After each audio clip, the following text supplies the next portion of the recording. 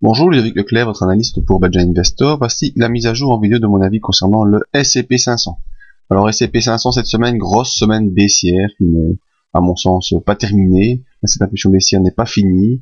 En effet, mercredi, l'enfoncement. Mardi, donc je vous rappelle, il y a eu l'élection américaine. Petit rebond technique lors de cette séance de mardi qui donnait un peu d'espoir parce qu'elle sortait de la fourchette de Andrews, mais j'avais dit dans le briefing, attention, on n'a pas pu franchir la M20, ça c'était un mauvais signe, et en effet, le mercredi, grosse séance baissière, très grosse séance baissière, qui vient rejoindre la médiane et qui profite des 38% pour un léger rebond.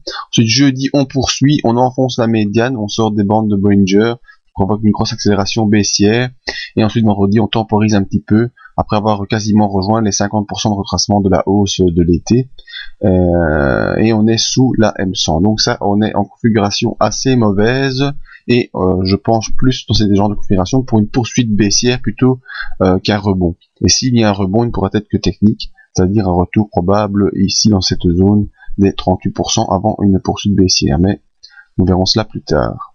Nos indicateurs, qu'est-ce qu'ils nous disent? Eh bien, ici, je l'avais signalé dès que je l'ai vu, c'est-à-dire en date du 6 novembre, non croisement MACD, ça c'était vraiment après accélération baissière derrière, vous connaissez la musique. Le stochastique, bien sûr, en impulsion baissière et dans sa zone de survente, on ne pourra pas aller beaucoup plus bas, étant donné qu'on est borné de 0 à 100 et qu'on n'est qu'à 5. Donc un rebond technique semble possible, et voire plus, ça nous verrons par la suite. Le RSI, bien sûr, qui n'a fait que baisser depuis le début septembre et avait déjà passé un petit moment en accélération baissière, et bien on y revient. La force baissière est là et bien présente, le graphique nous l'indique assez bien. Et au niveau des volumes, eh bien les volumes sont baissiers, mais légèrement baissiers, je dirais, il n'y a pas de grosse vente panique, hein. Il y a des gros achats, des grosses ventes, des gros achats, des grosses ventes, bon c'est des mouvements baissiers, ça c'est clair. Alors maintenant il faudra suivre cette ligne plutôt, qui est plus régulière. Bon voilà. Suivre cette ligne de volume, et espérons que les volumes acheteurs pourront revenir au-dessus de cette oblique baissier. Donc pour l'instant, S&P 500 toujours baissier, rebond technique possible vers les 38%, mais je suis pas optimiste en voyant les indicateurs, plus les bandes de Bollinger qui sont complètement ouvertes, là l'accélération est bien présente. Ce qu'on peut attendre ici, les 3164 en support. Si ces 3364 en support ne sont pas moyen de relancer un rebond correct, eh bien, moi je pense qu'on ira jusqu'à cette oblique ici. Cette oblique ici, qu'est-ce qu'elle représente? Eh bien, pour ça, il faut reculer, changer d'unité. Voilà ce qu'elle représente l'oblique.